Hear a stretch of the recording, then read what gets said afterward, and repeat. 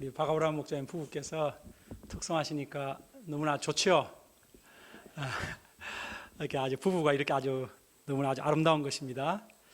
우리 다한 최지연 두 부부를 봐도 너무나 얼마나 아주 소망이 되고 아름답습니까?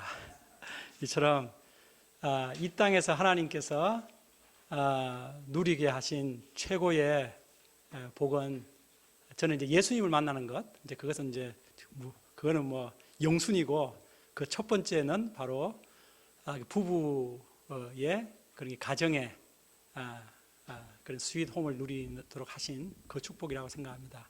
그것이 바로 에덴 동산의 아담과 하와가 처음에 누렸던 그 행복이죠. 그리고 그 안에 안식에 참 모형이 있습니다. 그래서 그 안식을 충만하게 누리시다가 또 우리 하나님 나라의 영원한 우리의 참 신랑 되신 예수님과 영원한 안식을 누리게 되는 거죠. 오늘 두 분의 특성에서도 아주 은혜가 되었습니다. 예수님의 꿈이 나의 무엇이 되고요?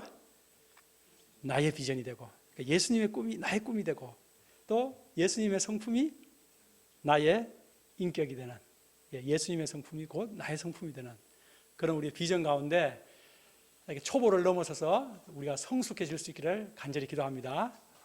네. 그럼 오늘 말씀에 이제 히브리서가 이제 중반을 향해 나가고 있습니다. 중반이니까 가장 중요한 내용으로 나가고 있다고 보면 되겠습니다. 그럼 같이 타이틀을 읽어보겠습니다. 시작. 더 좋은 언약의 중보자. 더 좋은 언약이란 그 8절에 나와 있죠. 새 언약. 새 언약의 중보자라고 해도 되겠습니다. 요절 읽죠. 시작. 그러나 이제 그는 더 아름다운 직분을 얻으셨으니 그 언약으로 세우신 더 좋은 언약의 중보자시라. 제가 기도하고 말씀을 숨기겠습니다.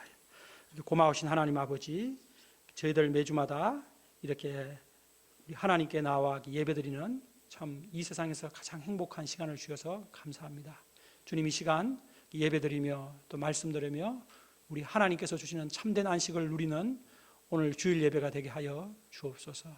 주님, 이 시간 이제 히브리서 말씀에 이제 가장 중요한 부분으로 나아가고 있는데 주님께서 저희의 마음을 부드럽게 하시고 또 저희들의 저희들의 마음을 겸손케 하셔서 저희들이 또 지각을 열심히 사용함으로써 이 말씀의 깊은 뜻을 깨달아 알고 우리 하나님을 찬양하는 시간 되게 하옵소서. 주의 성령께서 이 저희와 함께하사 우리 예수님의 그 영광스러움을 잘 드러내는 시간 되게 하옵소서. 우리 구주 예수님 이름으로 기도합니다. 아멘. 네. 우리들은 지난 7장에서 예수님이 레위 계통이 아니라 멜기세덱의 반차를 따라 오신 영원하고도 완전한 대제사장이라는 사실을 잘 배울 수가 있었습니다. 오늘 8장부터 10장까지는 멜기세덱의 반차를 따라 오신 그 예수님께서 대제사장으로서 어떠한 사역을 하셨는지, 어떠한 일을 하셨는지를 우리들에게 자세하게 가르쳐 줍니다. 그래서 이 부분이 히브리서 전체의 가장 중요한 본론 부분이라고 할 수가 있겠습니다. 곧 예수님은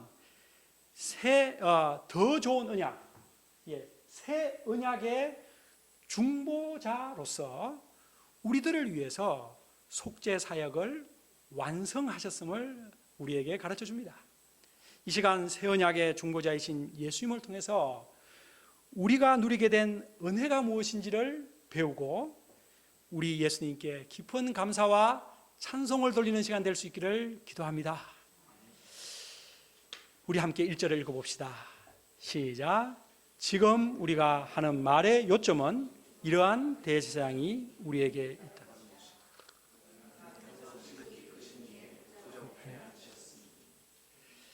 네, 히브리서 저자는 1장부터 7장까지 해서 지금까지 줄기차게 말한 요점을 이 한마디로 요약을 해주고 있습니다. 지금 우리가 하는 말의 요점은 이러한 대제사장이 우리에게 있다는 것이라. 우리는 저자가 이 말을 감격스럽게 하고 있음을 느낄 수가 있습니다. 왜냐하면 그가 1장부터 지금까지 예수님이 어떠한 분이신지 줄기차게 설명을 해온 이유가 이 한마디 요약의 말을 하기 위해서였기 때문입니다. 이러한 대제사장이 우리에게 있다는 것이라. 아멘.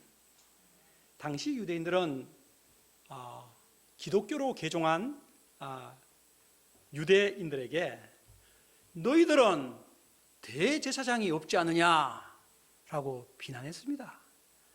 너희들은 예루살렘 성전도 없고 대제사장도 없고 제사도 못 드리지 않느냐. 그 당시 아직까지 예루살렘 성전이 AD 70년 로마 장군 티투스에 의해 파괴되지가 않은 상태였기 때문에 그들의 말은 상당한 설득력이 있었던 것 같습니다. 그래서 박해 때문에 흔들리고 있었던 유대인 크리스찬, 히브리 크리스찬들 중에서는 상당수가 다시 유대교로 돌아가야 하는 것이 아닌가라는 그 의구심이 있었습니다. 이에 그 의구심 가득한 그들을 돕기 위해서 저자는 우리들에게도 대제사장이 계시다. 우리들에게 있는 대제사장은 이 땅에 예루살렘에서 드리는 그 레위 대제사장들과는 차원이 다른 분이시다. 하나님의 아들이시며 하늘 대제사장이시다. 그분은 유다 계통에서 오신 분이시며 멜기세덱의 반차를 따라 오신 지극히 높으신 대제사장이시다. 그분은 구약의 모든 예언들을 성취하시며 특히 제사장과 제사제도를 완벽하게 성취하신 분이시다. 그분은 거룩하고 흠이 없고 하늘보다 높이 되신 분이시며 그러나 이 땅에 우리를 위해 낮아져 오셔서 단번에 영원한 속죄를 이루신 분이시다. 이분이 바로 우리가 섬기는 대제사장 예수님이시다. 저자는 바로 이 말을 하고자 줄기차게 설명을 해왔던 것입니다. 이러한 대제사장이 우리에게 있다. 이것이 또한 우리들의 고백인 줄 믿습니다. 우리 함께 감격스럽게 우리 이 저자의 마음을 생각하며 우리도 저자의 그 마음의 감동을 가지고 우리도 이 고백을 해봅시다. 이러한 대제사장이 나에게 있다. 시작. 이러한 대제사장이 나에게 있다. 나에게 계시다. 우리가 지난 여름 수양회 때 예수님은 그리스도시요 살아계신 하나님의 아들이시니이다 라고 신앙 고백을 하였었는데 그 신앙 고백을 자세하게 풀어주고 있는 것이 히브리서라고 저는 생각합니다. 우리가 믿는 예수님이 도대체 어떤 분인가? 히브리서를 통해 우리들에게 신앙 고백의 깊은 내용을 알아가게 하시는 하나님을 찬양합니다. 그러면 우리의 대제사장인 예수님은 어디에서 그 대제사장의 일을 하고 계십니까? 우리 2절을 읽어볼까요?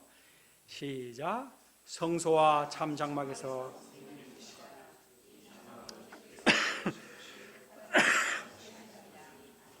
네, 예수님은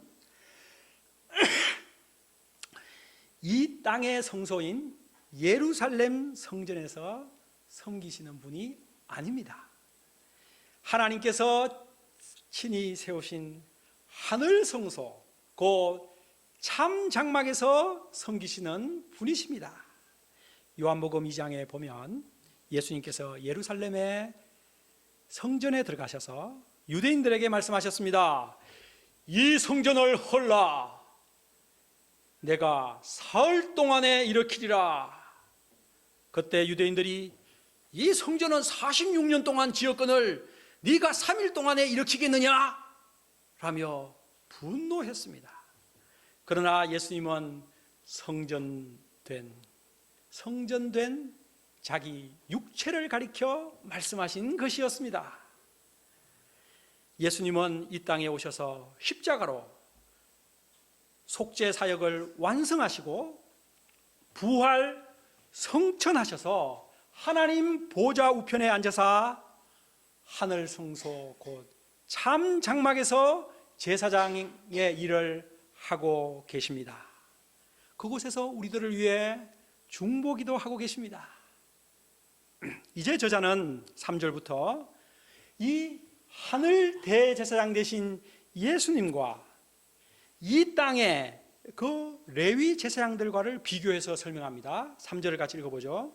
시작. 대제사장마다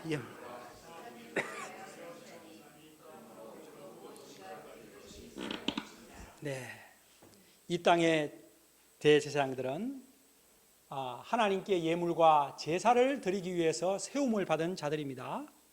그래서 그들은 제사장의 임기가 끝날 때까지 줄기차게 양과 염소와 황소를 잡아 하나님께 제사를 드렸습니다. 그러면 이 레위 대제사장들과 달리 예수님께서는 하나님께 무엇을 드리도록 세움을 받은 것일까요? 예수님도 무엇인가 드려야 할 것이 있어야 할지니라. 그 무엇은 무엇일까요? 그것은 바로 예수님 자신의 몸입니다. 예수님의 몸, 곧 하나님의 아들의 몸입니다. 그 내용이 9장에 자세하게 나옵니다. 예수님께서 하나님의 아들로서 당신의 거룩하신 그 몸을 드리신 것은 짐승을 제물로 드린 이 땅의 제사장들과 비교하면 얼마나 큰 차이가 납니까? 제물에서 이미 너무도 큰 차이가 납니다. 예수님의 신분에서, 하나님의 아들의 신분에서 그 인간 제사장과 너무가 차이가 납니다. 우리 그 점을 4절과 5절에서 읽어보죠. 시작. 예수께서 만일 땅에 계셨더라면 제사장이 되지 아니하셨을까? 이는 율법을 따라 예물을 드리는 제사장이 있음이라. 그들이 섬기는 것은 하늘에 있는 것에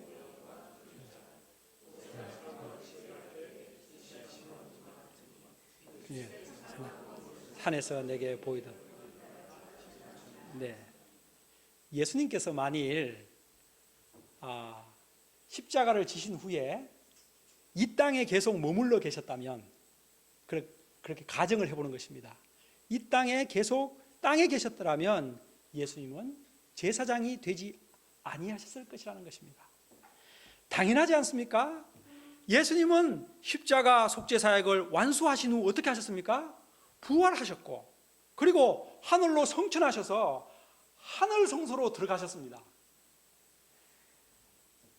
예수님이 이 땅에 제사장이 되지 않고 하늘 성소의 하늘 대제사장이 되신 것은 예수님에게 너무도 합당한 것입니다. 왜냐하면 이 땅에는 율법을 따라 예물을 드리는 레위 제사장들이 많이 있기 때문입니다. 거기에 예수님이 거기에 함께 이렇게 제사장의 일을 하실 필요가 없지요. 또 예수님께서 땅의 제사장이 아니라 이 하늘의 제사장이 되신 것이 합당한 두 번째 이유가 있습니다. 그것이 바로 5절입니다.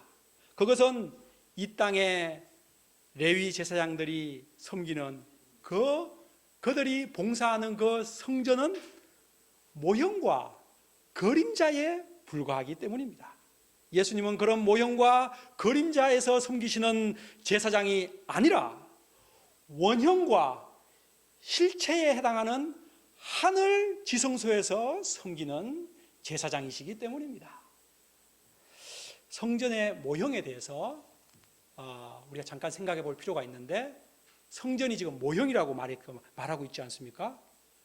이제 이렇게 얘기했을 때 유대인들이 잘 이해를 못하는 유대인들은 무슨 얘기하는 거냐? 여기는 하나님께서 임재하시는 시온자가 있는 이게 실체 중에 실체지 이렇게 말할지 모르겠지만 히브리서는 분명히 모형과 그림자라고 말하고 있습니다. 이것은 모세 시대 때 시작되었습니다. 하나님은 모세에게 산에서 보여준 본을 따라 성막을 지어라 하셨습니다. 그 성막이 솔로몬 시대 때 와서 성전이 되었고, 바벨론 포로 귀환 때는 스룹바벨 성전이 되었으며, 예수님 당시에는 예루살렘 성전이 되었던 것입니다. 그러나 이 모든 것은 하늘 성전의 모형이었을 뿐입니다. 그래서 하나님께서 제사를 의롭게 드리지 않는 제사장들을 보시면서 제물이 다 필요 없다, 내가 이 성전마저도 던져버리겠다 하신 그 말씀인 것입니다. 그런데 마침내 예수님께서 오심으로써 그 모형의 시대는 끝났습니다. 땅의 성전 시대는 끝났습니다. 예수님께서, 참 하나님께서 그것을 확실하게 보여주셨습니다. 예수님께서 십자가에서 운명하셨을 때 예루살렘 성전 안에 가장 중요한 성소와 지성소를 나누는 휘장을 찢으심으로써 성전의 시대가 끝났음을 확실하게 보여주신 것입니다. 그러므로 예루살렘 성전으로 다시 돌아가서 그곳에서 제사를 드려야 한다고 하는 것은 실체를 버리고 모형으로 돌아가 살자고 하는 얼마나 어리석은 짓입니까? 그것을 흔들리는 그 유대인 크리스찬들에게 간곡히 지금 가르쳐주고자 한 것입니다. 그것은 모형이고 그림자일 뿐이다. 왜 그림자 속에서 살려고 하느냐? 모형을 붙들고 사는 것에 대해 제가 메시지를 쓰면서 모델하우스가 생각이 났습니다. 모형, 그러니까 모델. 여러분, 현대 같은 큰 건설사가 아파트를 멋있게 짓습니다. 뭐 자이라든지 뭐 이렇게, 자이가 현대가 짓나 잘 모르겠네. 이게 아파트를 멋있게 짓는데요, 그때 아파트를 큰 공사를 하기 전에 뭐를 하나 이렇게 지어주죠? 모델하우스를 만들어서 사람들이 청약을 하도록 돕습니다. 우리가 이렇게 아파트를 만들 거니까 이 모델하우스를 보시고 선택을 하십시오, 계약을 하십시오 라고 합니다. 그러면 사람들이 와, 앞으로 만들어질 그 집이 엄청 멋있겠다 싶어서 이제 청약을 합니다. 그리고 마침내 아파트가 완공이 되었습니다. 그러면 그 모델하우스는 어떻게 되죠? 건설사가 포크레인 갖고 와서 다 부숴버리죠. 그리고 사람들은 모델하우스를 싹 잊어버리고 그 새 아파트 멋진 곳에 가서 사는 것입니다. 그런데 만약 어떤 사람이 모델하우스에 대한 미련을 버리지 못해서 모델하우스 그 모델하우스가 좋은데 자꾸 모델하우스 말하면은 사람들이 뭐라고 할까요? 저 사람 좀 이렇게 생각하지 않을까요? 모델하우스를 허무는 것처럼 모세 때부터 내려온 그 성막과 성전은 폐하여진 것입니다. 하나님께서 폐하신 것입니다. 왜냐하면 이 땅의 성전은 하늘 성전의 모형이었으며 그 이 땅의 제사장들은 장차 오실 참대 제사장 예수님의 그림자의 사람들이었기 때문입니다. 실체가 오면 모형은 버리는 것입니다. 어릴 때는 병원놀이 장난감도 하고 학교놀이 장난감도 하고 장난감 가지고 많이 전쟁놀이 장난감도 하죠. 어른이 돼서 그 장난감 가지고 계속 하는 사람 좀 이런 거 아직까지 성장을 못해서 이렇게 된 거죠, 그죠? 그거 다 버리죠. 우리 함께 그것에 대해서 9장 24절을 같이 읽어보죠. 진광이제님, 띄워줬으니까요. 자, 천천히 읽어봅시다. 정확하게 이야기 시작.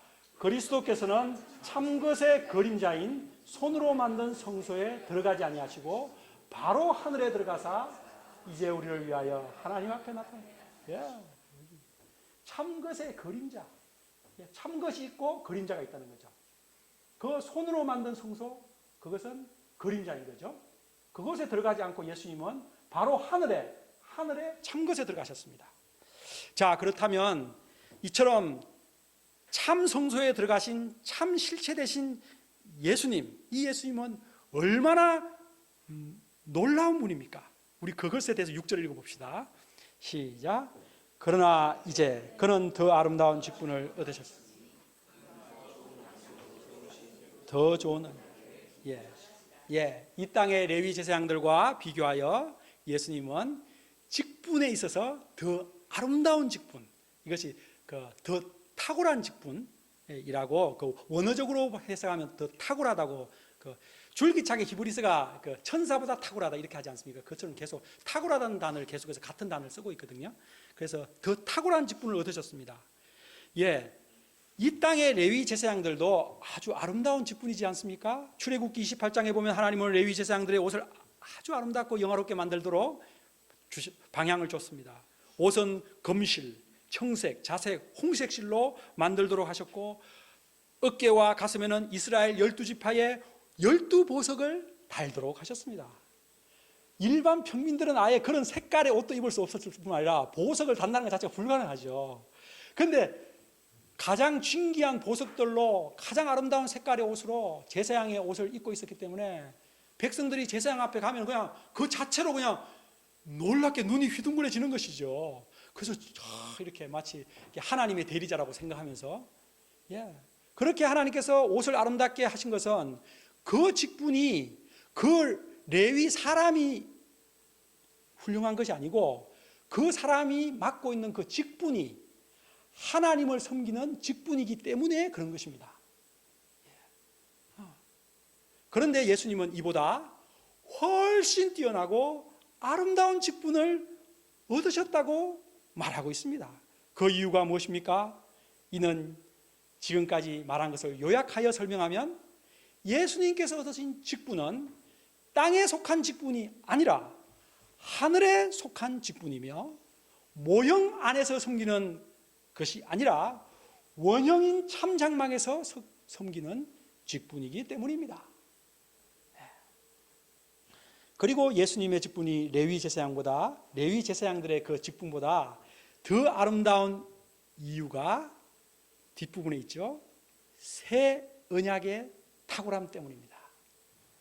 6절을 다시 한번 읽어봅시다. 그러나 시작.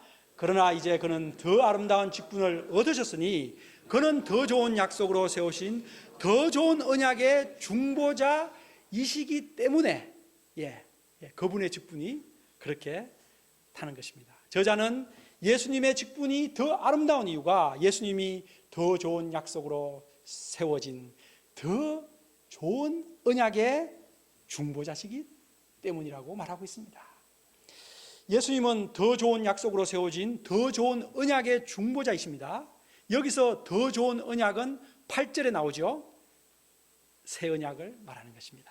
이 새 언약은 8절부터 자세하게 설명하겠지만 간단하게 말씀드리면, 옛 언약이 이룰 수 없었던 완전한 속죄 사역을 하나님께서 새 언약을 통해서 예수님을 통해서 완전히 이루신다는 뜻입니다. 예수님은 새 언약의 중보자입니다. 지난 7장 22절을 보시면요, 그 성경이 있으니까 7장 22절에 보면, 보셨으면 한번 같이 읽어볼까요? 이와 같이 시작. 이와 같이 예수는 더 좋은 언약의 보정이 되셨느니라 하겠습니다. 여기는 지금 중보자라고 되어 있는데 7장에서는 보정이 되었다고 했습니다. 보정이 된다는 말이 뭡니까? 내가 보정 설게, 내가 보정해. 뭡니까? 목숨을 걸고 책임진다. 내가 담보한다는 거 아닙니까? 예수님께서는 새 언약을 목숨 걸고 반드시 이루시는 보정이 된다는 겁니다. 예수님은 새 언약의 보정이 될 뿐 아니라 새 언약을 반드시 성취하는 그 보정이 될 뿐 아니라 새 언약의 또 중보자가 된다고 했습니다. 그것에 대해서 좀 생각을 해보겠습니다. 중보자란 말은 둘 사이를 중재해서 화목시키는 사람을 말하죠. 곧 거룩하신 하나님과 죄악된 인간, 이 둘 사이를 화목시키는 그 직분, 그것을 중보자라고 하는 것입니다. 과거 옛 언약 시대 때는, 구약 시대, 누가 그 중보자의 역할을 감당했습니까? 그 바로 모세라든지 레위 제사장들이 그 일을 했던 것입니다. 그러나 새 언약 시대에는 누가 하신다고요? 예수님이 바로 그 중보자의 역할을 하십니다. 하나님과 인간 사이에 완전한 중보자가 되려면, 두 사이에 완전한 중보자가 되려고 하면 둘 사이를 완전히 오른쪽의 사람의 친구가 되어 있어야 되고 왼쪽의 사람의 친구가 되어 있어야 됩니다. 그래야지 이 사람도 신뢰하고 네가 중보해라, 이 사람도 신뢰하고 네가 중보해라, 그 중보자가 될 수가 있겠죠. 바로 예수님은 그 두 가지 성질을 다 갖추고 계십니다. 그런 점에서 레위 인간 제사장들은 두 가지를 다 못 갖추었죠. 인간 편에서는 가능할지 몰라도 하나님 편에서는 너무도 한계가 많았던 것입니다. 그러나 예수님은 하나님의 아들이시기 때문에 하나님의 속성을 완전히 갖추고 계신 분이셨고, 성육신하여 참 사람이 되셨기 때문에 사람의 속성을 완전히 갖추셨습니다. 그러므로 예수님은 하나님과 인간 이 양편의 완전한 중보자가 되시기에 합당하신 분이십니다. 그래서 디모데후서 2장 5절은 말합니다. 하나님은 한 분이시요 하나님과 사람 사이에 중보자도 한 분이시니 곧 사람이신 그리스도 예수시라. 다음으로 예수님께서 새 언약의 중보자가 되신 것은 그냥 된 것이 아닙니다. 예수님이 내가 새 언약의 중보자가 되겠습니다. 그래서 자기가 그렇게 중보자가 된 것이 아니고 뭐라고 되어 있습니까? 거기에 보면 더 좋은 약속으로 된 것이다 라고 되어 있습니다. 레위 제사장들은 모세의 율법에 의해서 그들이 그 중재자의 역할을, 그 제사장 중재자의 역할을 하는 위치가 되었습니다. 예수님은 새 언약의 중보자가 된 것이 모세의 율법에 의해서 된 것이 아닙니다. 하나님의 더 좋은 약속 위에 세워졌습니다.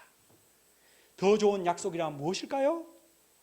모세의 율법 이후에 약 500년 이후에 다윗을 통해서 하나님께서 주셨던 시편 110편 4절의 그 맹세의 약속을 말하는 것입니다.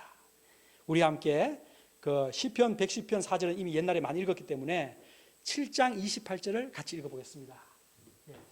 여기 나와 있는 시작. 율법은 약점을 가진 사람들을 제사장으로 세웠거니와 율법 후에 하신 맹세의 말씀은 영원히 온전하게 되신 아들을 세우셨느니라. 제가 중보자라는 표현을 넣으면 더 정확하다고 해서 넣었고요. 보십시오. 율법은 약점을 가진 사람들을 세웠죠. 그런데 맹세의 말씀, 하나님의 맹세의 말씀, 다윗을 통해서 하신 그 맹세의 말씀은 아들을 세우셨습니다. 이제 7절부터 본격적으로 새 언약에 대해 살펴보겠습니다. 우리 7, 8절을 같이 읽읍시다. 시작. 저 언약이 무엄하였더라 하면 둘째 것을 요구할 일이 없었으려니와 그들의 잘못을 지적하여 내가 이스라엘 집과 하나님께서 모세를 통해서 주셨던 그 첫 언약을 다른 말로 옛 언약 또는 시내산에서 줬다고 해서 시내산 언약이라고 합니다. 그것이 무험하였더라면 두 번째 언약, 이것이 바로 새 언약이죠. 그것을 주실 필요가 없었을 것이라는 것입니다. 그런데 이제 이 말을 이 본문을 읽을 때 그 우리 민성 형제님이 딱 질문을 했습니다. 그런 질문을 제가 순화해서 말해보면 이런 것입니다. 그런데 하나님께서는 완전한 분 아닙니까? 완전한 분인데 어떻게 그 무험하지 않은 율법, 그러니까 흠이 있는 율법을 주실 수 있단 말이에요. 역시 민성이는 너무 아주 명석하게 성경 말씀을 보고 질문을 해서 제가 깜짝깜짝 놀라서 준비를 잘해야 됩니다. 성경 공부할 때. 그러나 여기서 잘 살펴봐야 되는데, 여기서 흠이 있다는 것이 결함이 있다는 뜻이 아니고 임시적인, 한시적인 그런 뜻입니다. 이것을 이해하시면 되겠습니다. 첫 언약이 영원한 언약이 아니라 임시적 언약으로 하나님께서 주셨다는 뜻입니다. 하나님은 그 크신 구속 역사의 긴 경륜 가운데 인간의 유익을 위해서 옛 언약을 한시적으로 주신 것입니다. 코로나가 한시적으로 몇 년 있다가 끝났죠, 그죠? 근데 요즘 또 다시 또 코로나가 약간 한다. 여러분 조심하십시오. 그러니까 한시적인 걸 말하는 것입니다. 옛 언약을 주신 후에 새 언약을 주신 것은 하나님의 그 구속의 크신 긴 마스터 플랜 가운데 하나님께서 계획하고 계신 것이었습니다. 결론적으로 새 언약은 결론적으로 옛 언약은 새 언약이 오면 그 자리를 내어줘야 하였고, 레위 제사장들은 참 제사장 예수님이 오면 그 자리를 내어주어야 하는 임시적으로 주어진 것이라는 뜻입니다. 그러면 하나님께서 주신 새 언약의 내용을 우리가 살펴봅시다. 10절을 읽읍시다. 시작. 또 주께서 이르시되 내가 이스라엘 집과 맺을 언약은 이것이니 그 법을 그들의 나는 그들에게 하나님이. 네, 이 10절부터 13절까지는 예레미야 31장에 나오는 말씀을 그대로 인용하고 있습니다. 여기서 우리가 새 언약의 특징 세 가지를 살펴봄으로 말씀을 정리하겠습니다. 첫째, 새 언약은 하나님의 법을 어디에 새긴다고요? 마음과 생각에 기록한다 하려 되어 있습니다. 그럼 옛 언약은 어디에 새겼지? 우리 시내산 언약은 어디에 새겼죠? 돌판에 새겼지요. 돌판에 새겼기 때문에 너무 완전하다고 생각한 거예요. 우리가 돌 그러면 이거는 뭐 영원히 지워지지 않는 거 아니냐 이렇게 생각하는데, 이게 참 생각해 보면은 돌판보다 더 완전한 것이 사람의 마음에 새기는 겁니다, 여러분. 연약한 인간들은 돌판에 새겨진 그 옛 언약을 지킬 힘이 없었습니다. 하나님은 그 인간의 연약함을 아시고, 다만 예수님을 마음으로 믿기만 하면 하나님의 자녀가 되도록 새 언약을 허락하셨습니다. 그 새 언약은 하나님의 법을 사람들의 마음과 생각에 기록해 주십니다. 그래서 성령님의 역사로 마음으로 믿고 순종하는 삶을 살게 하십니다. 이를 에스겔 선지자는 이미 예수님이 오시기 600년 전에, 700년 전에 예언했습니다. 우리 에스겔 선지자 같이 읽어볼까요? 여기 앞에 나와 있습니다. 시작. 또 새 영을 너희 속에 두고 새 마음을 너희에게 주되 너희 육신에서 굳은 마음을 제거하고 부드러운 마음을 줄 것이며 또 내 영을 너희 속에 두어 너희로 내 율례를 행하게 하리니 너희가 내 규례를 지킬. 계속해서 너희 속에 둔다는 말이 계속 나오죠, 그죠? 그리고 마음을 부드럽게 한다고 나오죠. 이 에스겔의 예언이 예수님이 오심으로 오늘날 성령님께서 오늘도 우리 박아브라 목장님께서 저희에게 부드러운 마음을 주셔서 이렇게 말씀을 잘 들을 수 있도록 그런 마음을 우리에게 주신다는 것이죠. 둘째, 새 언약의 특징은 작은 자로부터 큰 자까지 다 하나님을 알게 되는 시대가 새 언약의 시대라는 것입니다. 12절을 같이 읽죠. 시작. 또 각각 자기 나라 사람과 각각 자기 형제를 가르쳐 이르기를 주를 알라 하지 아니할까. 그들이 작은 자부터 큰 자까지. 구약 시대 곧 옛 언약 시대 때는 하나님의 계시가 제사장이나 선지자들과 같은 특정한 사람들에게만 알려지고 그것이 백성들에게 전달되었습니다. 그러나 새 언약 시대, 신약 시대에 와서 모든 사람, 모든 인족이 하나님을 아는 시대가 된 것입니다. 그래서 예수님은 복음이 예루살렘과 온 유대와 사마리아와 땅끝까지 전파되라고 했죠. 그래서 초대 사도행전을 보면 사도행전의 역사가 막 불길처럼 막 전 세계로 흩어집니다. 그런데 우리 중세 가톨릭에서 성경을 라틴어로만 읽도록 하면서 딱 세팅을 해버림으로써 백성들이 성경을 아예 읽지 못하겠어요. 오히려 구약의 시대처럼 그 선지자나 제사장이나 교황만 읽도록 해놓으니까 그걸 거꾸로 한 거죠. 그래서 그 유명한 말틴 루터의 종교개혁, 그런 것은 성경을 독일어로 또 체코어로, 영어로 번역함으로써 모든 사람이 성경을 읽기만 하면 하나님을 아는 시대를 다시 또 연 것이죠. 이렇게 인간이 이처럼 악한 일을 많이 한 겁니다. 예. 제가 옛날에 러시아도 갔는데 러시아도 그렇더라고요. 성경이 엄청 검으로 되어 있는데 유리로 딱 전시되어 있어요. 근데 그거를 이렇게 읽으려면 이렇게 검 손가락이 있어요. 그래서 왜 이렇게 하는 건가? 성경은 함부로 대하면 안 되기 때문에 사람들이 이렇게 딱 해서 그렇게 했다고 그렇게 하더라고요. 우리는 성경을 너무 막 해서 막 겉이 막 아주 약간 그렇게 되는 경우도 있는데 그 정도로 성경은 읽어야 되는 것이지 잘 보관하는 것이 아니죠. 우리 함께 요엘 선지자의 그 말씀 읽어봅시다. 요엘의 말씀으로 띄워주시기 바랍니다. 구약에 이미 다 예언되어 있습니다. 이런 시대가 올 거라고. 시작. 그 후에 내 영을 만민에게 너희 자녀들이 장래일을 말할 것이고 너희 늙은이는 꿈을 꾸며 너희 젊은이는 이상을 볼 것이며 그때 또 내 영을 남종과 여종에게 누구든지 여호와 이름을 부르는 자는 구원. 이때가 되면 하나님의 성령께서 이런 놀라운 역사를 신약 시대에 이루기 때문에 이런 누구든지 구원을 받는 역사가 일어나는 것입니다. 예수님도 요한복음 6장 45절에서 말씀하셨습니다. 선지자의 글에 그들이 다 하나님의 가르치심을 받으리라 기록되었은즉 이렇게 나와 있습니다. 셋째로 마지막이죠. 새 언약은 죄 문제를 완전히 해결해 줍니다. 우리 함께 이것은 너무 감동이 되니 같이 해봅시다. 새 언약은 시작. 새 언약은 죄 문제를 완전히 해결해 줍니다. 12절 같이 읽겠습니다. 시작. 내가 그들의 불의를 긍휼히 여기고 그들의 죄를 다시 기억하지 아니하리라. 옛 언약은 죄를 지을 때마다 제사를 드림으로써 형벌은 면하였지만 죄는 다시 생각이 났습니다. 그러나 새 언약의 시대 예수님 안에서는 완전히 다릅니다. 그 사실이 10장 11절 이하에 이렇게 기록되어 있습니다. 같이 읽읍시다. 시작.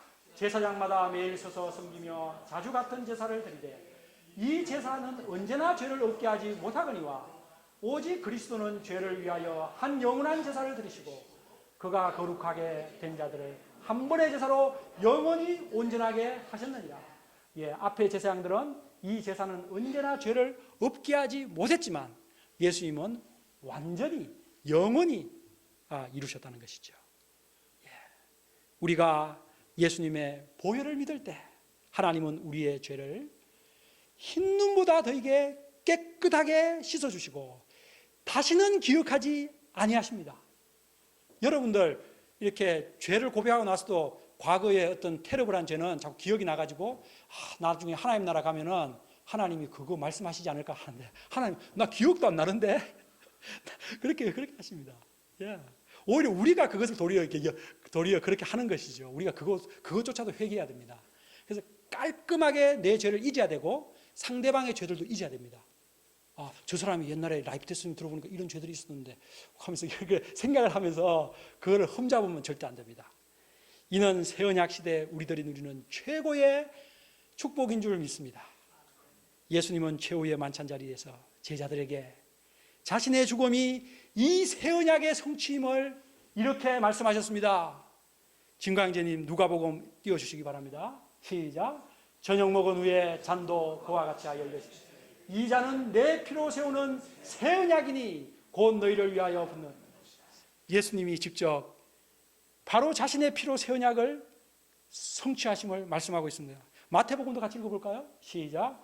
또 잔을 가지사 감사기도 하시고 그들에게 주시며 이것은 죄사함을 얻게 하려고 많은 사람을 위하여 흘리는 바 나의 피 곧 언약의 피.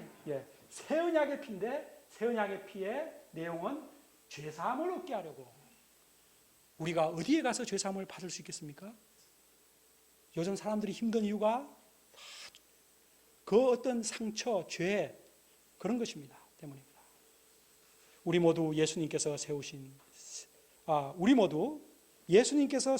새 언약, 우리 예수님의 이 보혈이 나의 죄를 기억도 나지 않게 완전히 하나님의 기억 속에서도 아예 나지 않도록 깨끗하게 다시 서신 것을 믿을 수 있기를 기도합니다. 그래서 온전한 사제의 자유함 속에 살기를 기도합니다. 마지막 13절 읽읍시다. 시작. 새 언약이라 말씀하셨음에 첫 것은 낡아지게 하신 것이니 낡아지는 것은 없어져 가. 하나님은 둘째 언약이라고 말해도 될 텐데 새 언약이라고 말씀하심으로써 첫 번째 언약을 낡은 언약이다 라고 칭하신 것입니다. 낡아지고 쇠하는 것은 서서히 없어지는 것입니다. 이제 옛 언약은 새 언약에게 그 역할을 넘겨준 것입니다. 원형이 오면 모형은 사라져 가는 것이 정석입니다. 이로써 저자는 유대교 제사 제도로 다시 돌아가려고 하는 것이 얼마나 어리석은지를 분명하게 가르쳐주고 있는 것입니다. 말씀을 맺습니다.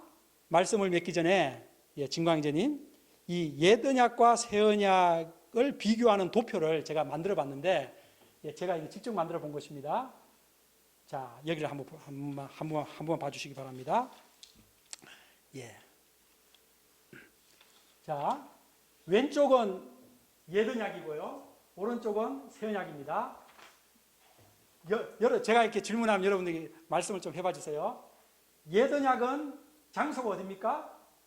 땅의 성소죠. 새 언약은 하늘 성소죠. 그리고 옛 언약은 레위 제사장들이 섬기고 있죠. 그런데 새 언약은 누가 섬기십니까? 예수님 대제사장이 섬기십니다. 예. 그리고 지난번에 우리가 7장에서 했던 것을 조금 더 첨가하면 땅의 제사장들, 레위 제사장들은 아론으로부터 시작한 그 반차입니다. 예수님은 아니죠. 멜기세덱의 반차를 따라 오신 분이시며 또 유다 계통에서 오신 분이시죠. 예, 그 계통이 완전히 다르고요. 자, 그래서 그 레위 제사장들은 옛 언약을 섬겼던 중보자들이었고 예수님은 새 언약을 섬기시는 중보자가 되십니다. 이 중보자라는 말을 넣어도 되겠죠. 그래서 옛 언약은 속죄를 하긴 해주는데 임시적으로 해주는 겁니다. 그래서 불완전한 속죄였지만 예수님은 어떻습니까? 시작. 완전한 속죄를 이루어 주시고, 그리고 땅의 성소는 무엇 같으면 세 가지. 시작. 모형, 그림자, 예표, 그러니까 그 예언이라고 하죠. 예언, 미리 예언. 자, 하늘 성소 예수님은 시작. 원형, 실체, 성취라는 거죠. 그래서 마지막으로 땅의 성소는 임시적으로 준 것이고 이 실체가 오기 전까지. 그리고 불완전했죠. 이제 하늘 성소 예수님은 이제 완전 영원하고 완전한. 그렇게 있습니다. 딱 그 비교 대조가 여러분을 됐을 것입니다.